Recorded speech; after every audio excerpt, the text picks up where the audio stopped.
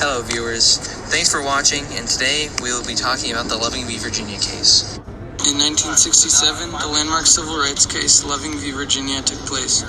In this case, a white man and a black woman were put on trial for breaking segregation laws. This led to the court questioning the constitutionality of segregation laws. To give context, we first need to take a look at some of the laws and cases that took place prior to the Loving v. Virginia case. Even though slavery was abolished in 1865, most white Americans still wanted to divide themselves from the African American population. This led to many laws being created to segregate African Americans. The first law we'll look at is the Racial Integrity Act of 1925. The Racial Integrity Act forbids interracial couples from getting married. This law classifies a white person as someone who has no trace whatsoever of any blood other than Caucasian. This means if you're mostly white, but are also part African American, you couldn't marry a white person. Another case that provides context before we talk about Loving v. Virginia was the 1883 case, Pace v. Alabama. In this case, it was established that if two people of different races lived together or practiced adultery, they would be fined no less than $100 or jailed.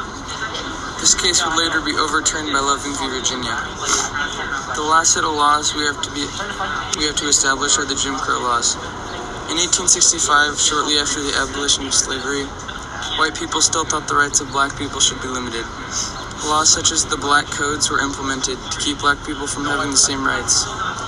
In the late 1800s, big cities were known to provide more freedom for the African American population, as they did not implement many Jim Crow laws. This led to a large amount of the African American population moving into large cities. This in turn caused the cities to create many laws to segregate the population. These cases would all lead to the Loving v. Virginia case.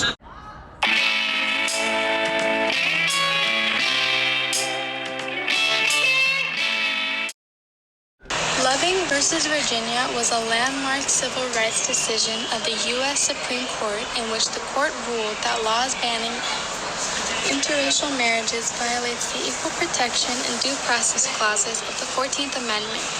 Beginning in 2013, it was cited in the U.S. federal court decisions holding restrictions on same-sex marriages in the United States, including in the 2015 Supreme Court decision. In 1958, two residents of Virginia, Mildred Jeter, a black woman, and Richard Loving, a white man, were married in the District of Columbia. The Lovings returned to Virginia shortly after. The couple was then charged with violating the state's anti-miscegenation statute, which banned interracial marriages. The Lovings were found guilty and were sentenced to a year in jail.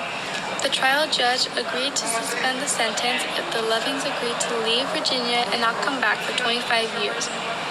On June 12th, the Supreme Court issued a unanimous 9-0 decision in favor of the Lovings that overturned their criminal convictions, struck down Virginia's anti-miscegenation law.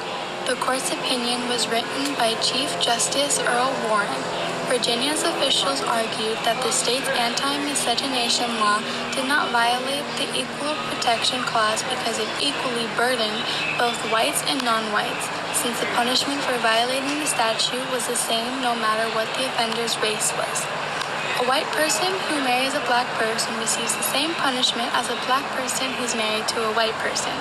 The court accepted this equal burden argument 84 years earlier in its 1883 decision, but in Loving, the court rejected the argument and overruled. The court held that the law violated the Equal Protection Clause because the races of the people involved were the only factors determining whether or not they broke the law.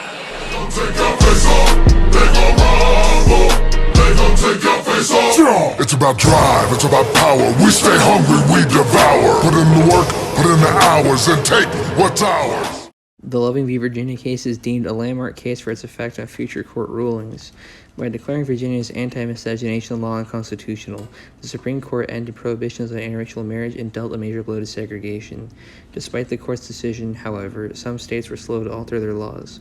The last state to officially accept the ruling was Alabama, which only removed an anti-miscegenation statute from its state constitution in 2000. The Loving v. Virginia case paved the way for interracial marriages and same-gender marriage from 1967 and beyond. One example is in the Perry v. Schwarzenegger case, where California's Proposition 8 was overturned. The proposition would restrict marriage to opposite-sex couples. In the case, Judge Vaughn R. Walker cited Loving v. Virginia to conclude that the constitutional right to marry protects an individual's choice of marital partner regardless of gender. On narrower grounds, the Ninth Circuit Court of Appeals affirmed. Another case where the Loving v. Virginia case was cited was the Obergefell v. Hodges case in 2015. In this case, the Supreme Court invoked Loving, among other cases, as precedent for its holding that states are required to allow same-sex marriages under both the Equal Protection Clause and the Due Process Clause of the Constitution. The Obergefell v. Hodges case legalized same-sex marriages across most states. After Loving v. Virginia, the number of interracial marriages continued to increase across the United States and in the South. In Georgia, for instance, the number of interracial marriages increased from 21 in 1967 to 115 in 1970.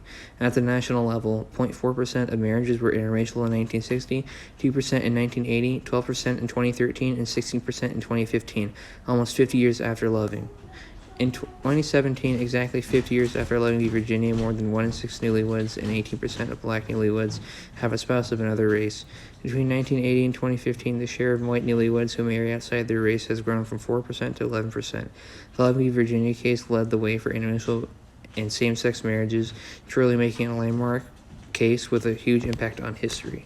And we'd like to send out a special thank you to these websites for giving us the information for our video. I'd like to conclude by saying thank you for watching. Don't forget to like and subscribe for more.